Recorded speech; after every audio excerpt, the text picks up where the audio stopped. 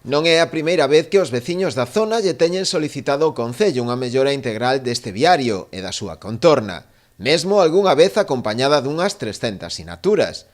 Agora o Partido Socialista, a través do seu voceiro, José Manuel Vilas, volve a facerse eco da demanda. Ademais da súa necesidade, refírese tamén ao perigo que presenta esta vía, pola que transcorre a estrada DP 7408, xa que carece de beirarrúas nun tramo, ademais da irregularidade que conforman os saíntes das vivendas ali emprazadas. A proposta que presentan os socialistas contempla a redacción dun proxecto de humanización, baseado en lograr un conxunto armonizado e mellorando o espazo urbano existente, dotando de mobilidade e accesibilidade peonil, en coherencia coa planificación urbana da cidade. Os socialistas mesmo lle din ao goberno municipal como acadar o financiamento necesario para acometer esta actuación e propoñen a inclusión deste proxecto na relación de obras a presentar ao Plan Único 2019 da Deputación da Coruña, unha administración ademais que é titular da estrada que discorre pola zona.